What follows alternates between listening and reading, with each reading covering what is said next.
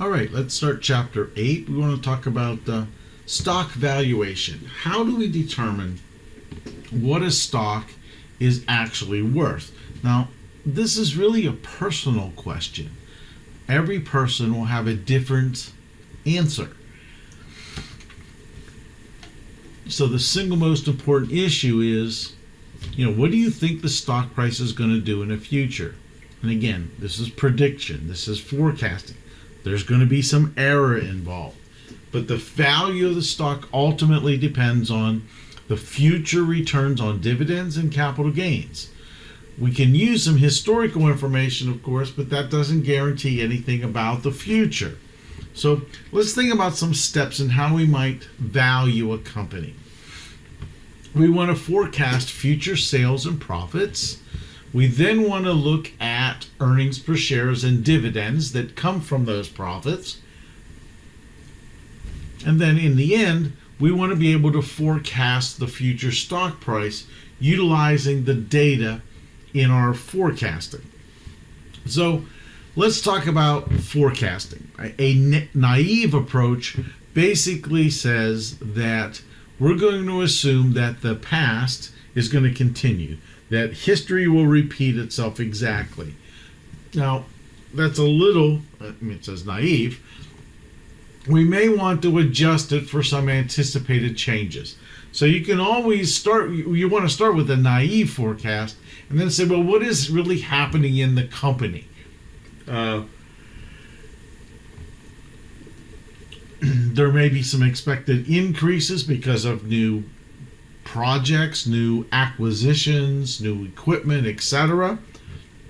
We also then want to move from forecasting sales, we want to move to forecasting profits. Now we can get this information from historical trends. We can look what the company has done in the past, look at historical financial statements, calculate the net profit margin in the past. We can also go to some outside sources that might provide some forecasts. We might be able to get this from companies like Valueline, Forbes, Kiplinger, Morningstar.com. May also be able to get it from Yahoo Finance or Zacks. There are a variety of avenues we can go to identify and find some forecasted information, and 90% of the time we won't have to pay for it. So let's start. We want to forecast future net income, after-tax earnings. So we need to know what the estimated sales are for next year, and we want to multiply that by the net profit margin we expect for next year. This company has sales last year of $100 million. We expect that revenue to grow a little bit by 8%, and then the net profit margin is expected to be 6%. So the future sales is the 100 million plus 8%, 108 million. Then you multiply that by the expected net profit margin, gives us $6.5 million. So next year, that is our expected net income. How do we find earnings per share? Well, we need to understand what do we anticipate to be true about next year's shares. We need to know the number of shares outstanding for the company. Here's where we need to look a little bit at what the company has been doing in the last couple of years. Has the company been going through a process of repurchasing shares? If so, we may want to take the current number of shares that we know about and, of course, estimate what next year's repurchase might be. But we need to know the number of shares outstanding.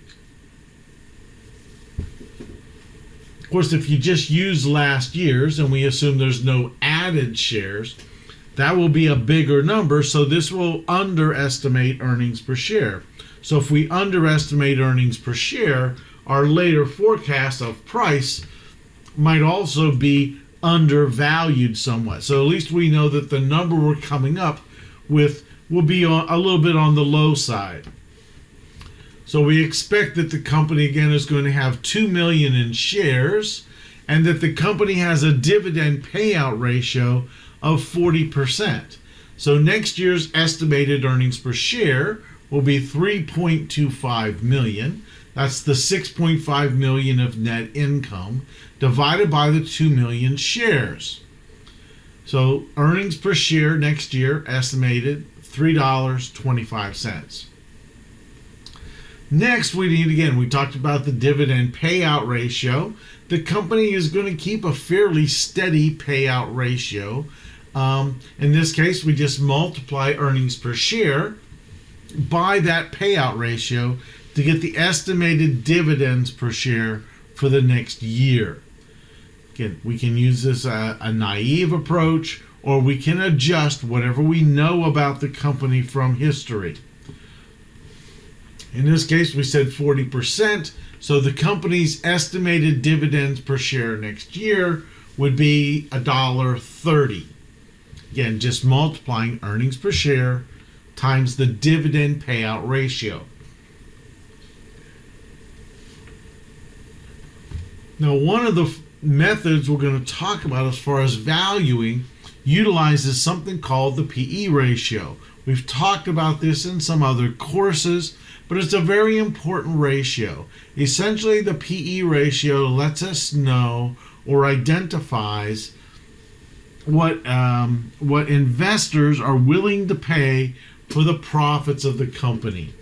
This can change over time, obviously. Investors' opinions change, the economy changes. So we might want to go several places to try to figure out exactly what we want to use for this PE ratio. We could use the current PE ratio. Maybe we can find a forecast of the PE ratio 1 year down the road. We might start looking at the PE ratio of our industry. Again, this will give us a ballpark view of where we think the ultimate price should be. The things that affect PE ratio is earnings, the economy, the capital structure, how much financing the company is undergoing. Is there any inflation? Is the company making any changes, or have they been making changes in the amount of dividends that have been paid out?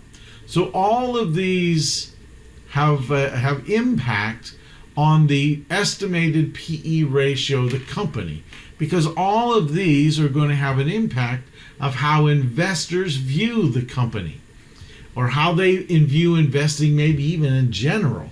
So these all will give pictures of or have adjustments, if you will, to how investors will view this company and what they're willing to pay for its profits. So in this case, we're going to estimate that the PE ratio of this company is 17.5. So to find the estimated value, you take the earnings per share, $3.25, and you multiply that by the 17.5. So in this case, we forecast that this company should be worth, in 1 year, this company will be worth $56.88.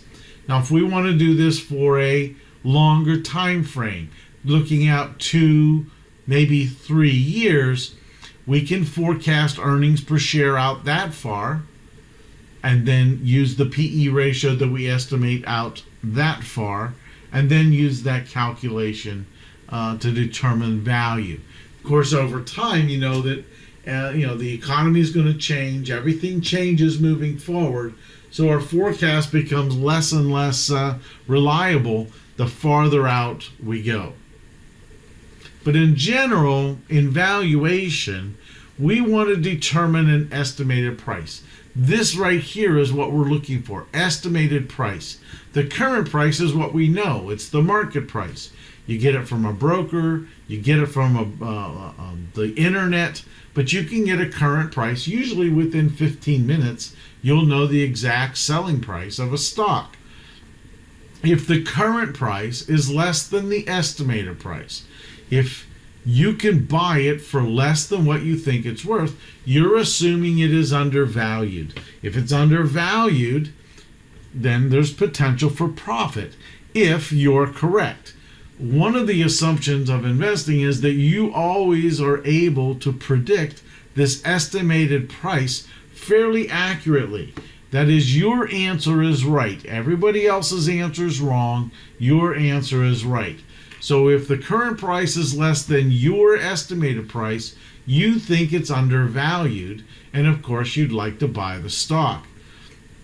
However, in order for you to buy the stock, there has to be somebody on the other side that says that their price is less than the current price. They feel it's less, so they're feeling it's overvalued.